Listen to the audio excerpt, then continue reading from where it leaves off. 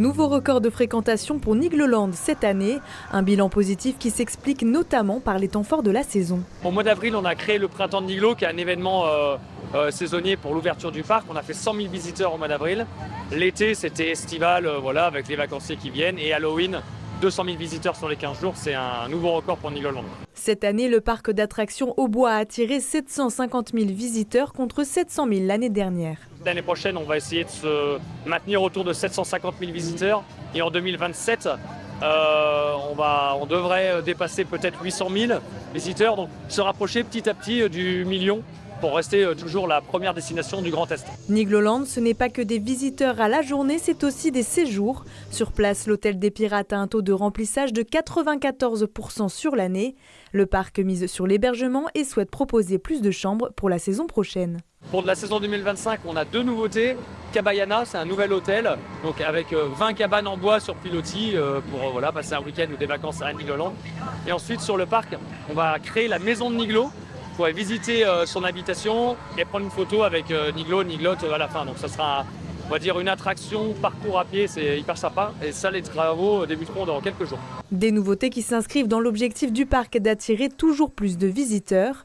Et pour ça, Nigloland a trouvé sa propre recette. On alterne entre nouvelle attraction, réhabilitation, hôtel, donc c'est cyclique. L'année prochaine, on ouvre notre nouvel hôtel. Ensuite, il y aura un roller coaster. Et peut-être après, il y aura encore un nouvel hôtel ou un nouveau type d'hébergement. On va alterner pour transformer Nigloland de parc d'attractions en parc à thème et de parc à thème en destination. C'est ça le but. Côté attraction, il faudra être un peu plus patient et attendre 2027 pour voir émerger le nouveau roller coaster. En attendant, rendez-vous le 5 avril 2025 pour une nouvelle saison.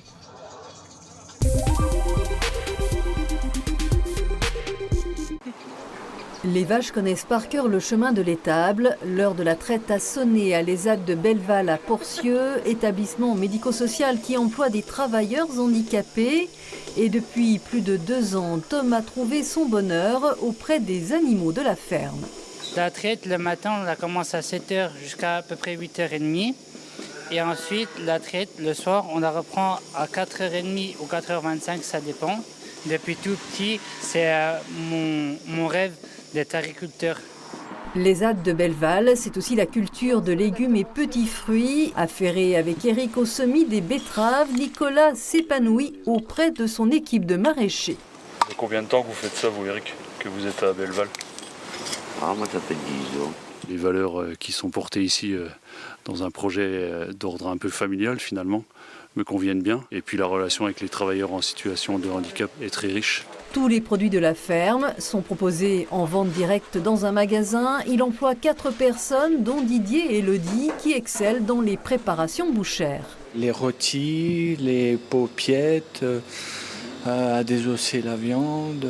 Le but, c'est de leur faire prendre en autonomie et puis aborder des sujets comme les calculs, les proportions. Certifié ISO 9001, l'EHPAD de Belleval, sur 32 hectares, c'est spécialisé dans le domaine agricole. Il est unique dans les Vosges. Il propose aussi plus communément de la sous-traitance industrielle. C'est le domaine d'Adèle. Je passe un diplôme pour ça, pour avoir des acquises compétences. On ajoutera des services, tuileries et espaces verts externes. En tout, la 50aine de postes s'adaptent au handicap. Le but de notre EHPAD est bien de proposer des activités professionnelles qui plaisent à chacun. On a 10 activités professionnelles sur le site. Il ne s'agit pas uniquement de voir les personnes sous l'angle du handicap, mais de les voir aussi sous l'angle de leurs compétences et des compétences qui sont vraiment transposables dans de nombreux domaines. Et même si on arrive à amener 1% des personnes qui travaillent chez nous vers le milieu ordinaire, c'est vraiment ce à quoi on vise, quoi. Sans oublier un foyer de vie et d'hébergement, les établissements de Belleval sont un exemple, alors que la Semaine européenne pour l'emploi des personnes handicapées débutera le 18 novembre prochain.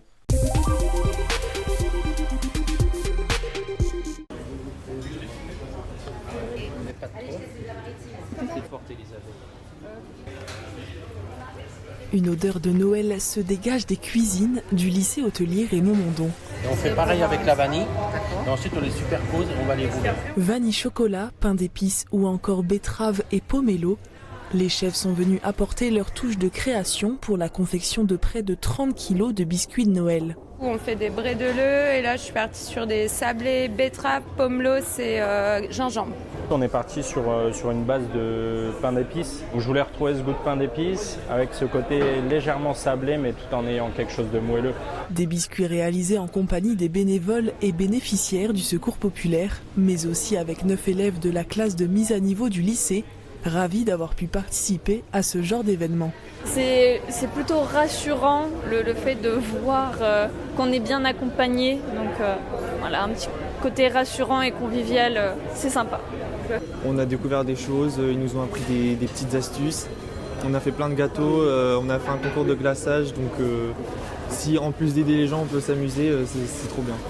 Puis au-delà de l'aspect solidarité qui est néanmoins très important, on apprend aussi avec les chefs, les différents chefs qui sont là. C'est un espace aussi qui est avant tout de la convivialité. Moi, ce que j'aime surtout dans la cuisine, c'est faire un produit pour quelqu'un sans demande de retour particulier. Ce qui change, c'est justement cette convivialité, cet état d'esprit, cette solidarité entre les personnes qui sont là aujourd'hui, qui viennent d'horizons divers et variés. Une opération Noël gourmand organisée par la source locale Carola, partenaire du Secours populaire. Les biscuits proposés en sachet de 250 grammes seront ensuite proposés à la vente au marché de Noël et les bénéfices reversés à l'association. On donne des notions de bénévolat, de solidarité. C'est aussi ça qu'il y a dans les gâteaux. Il n'y a pas que des bons ingrédients, il y a aussi cette notion de partage. On mène cette action en faveur du Secours populaire. On fait un don à l'association et la vente de ces petits biscuits viendra compléter le don de Carola au profit de l'association. Un moment de solidarité et de gourmandise que les élèves, les chefs et les bénévoles ne sont pas prêts d'oublier.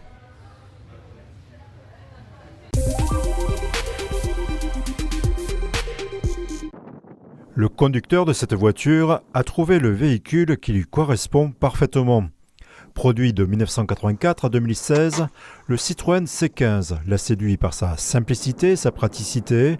Avec un budget serré mais des projets plein la tête, il s'est tourné vers les modèles de cette époque. À l'époque, pour les jeunes, c'était pas forcément la voiture. On se penchait plus du côté de la R5, des voitures un peu plus sportives comme la 205 GTI, la R5 Turbo. Ce qui m'a vraiment intéressé sur le C15, c'est que c'est une voiture qui est super robuste, qui est super fiable. Une voiture qui sort un peu de l'ordinaire, dans le sens où les gens, quand ils vont me voir, le but c'est de les faire soit sourire, soit de les faire rire. Pour agrémenter son quotidien, Kylian Fèvre voyage. Ce véhicule, conçu à l'origine comme utilitaire, lui a permis de participer au Budapest Rally, à l'Odyssée des Gaulois et de parcourir la France en road trip. Ce qui est bien, c'est que ça peut faire ce genre de chemin, mais à la même vitesse que la départementale, à 80 par exemple. Bien équipé, on va dire, pour qu'on puisse facilement dormir à l'arrière, aménager 2-3 trucs, pour découvrir les paysages qu'on puisse avoir là ici, de rencontrer aussi des gens. On vit des moments avec, enfin c'est fou quoi. C'est la voiture parfaite, il n'y en a pas d'autre. S'il a acheté la voiture parfaite à 1 400 € en 2022, aujourd'hui, il constate que la cote de ce modèle des années 80 augmente rapidement. Pour autant, hors de question pour lui de profiter d'une plus-value. Ils les ont payés 8000 balles. C'est plus que le prix d'achat, quoi. C'est un truc de ouf. Après, si vraiment j'ai besoin d'argent, et c'est vraiment dans ce cas-là, je le revendrai. Mais c'est pas mon but de le revendre. Moi, je veux garder mon truc. La voiture, elle m'accompagne pour rencontrer du monde, pour faire mes voyages. C'est mort. Personne ne le prendra, celui-là. Kylian Fèvre a découvert la passion automobile grâce à cette voiture. Lors d'un rassemblement célébrant le 40e anniversaire de ce modèle, il a obtenu la signature de son designer et découvert une communauté de jeunes collectionneurs. Franchement, c'est incroyable. C'est le meilleur accueil qu'on puisse me faire. Quand je vais dans le Nord, il y en a encore un. Il y a un influenceur qui a aussi un C15. Il m'accueille les bras ouverts. Dans certaines communautés, c'est plus de voitures, c'est plus marche ou crève. Et alors que là, non, pas du tout. C'est vraiment un truc altruiste. Moi, en tout cas, en ce qui me concerne, je suis grave content d'avoir ce genre d'esprit-là. Dans le même esprit, Kylian Fèvre prévoit d'organiser en 2025 des balades, défis et découvertes de l'Aube, en invitant les passionnés via ses réseaux sociaux sous le nom La Brigade des Beaufs.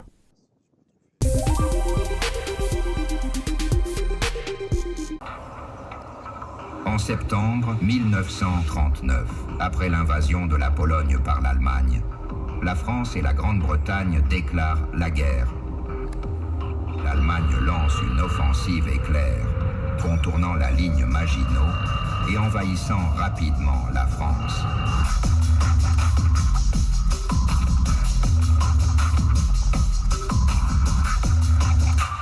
Le mapping, pourquoi? Parce que c'est moderne, ça parle à tout le monde, ça permet aux familles de venir, aux enfants de découvrir à la fois peut-être les ouvrages et aussi un pan de l'histoire qu'ils ne connaissent pas forcément. Une flamme naît. Fragile d'abord, elle brûle dans l'ombre.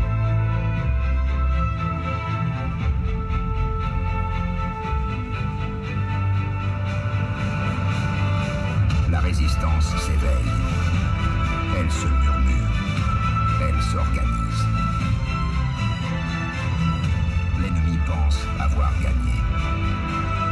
Il se trompe. Car bientôt, cette flamme illuminera tout. Nous nous relèverons, nous triompherons.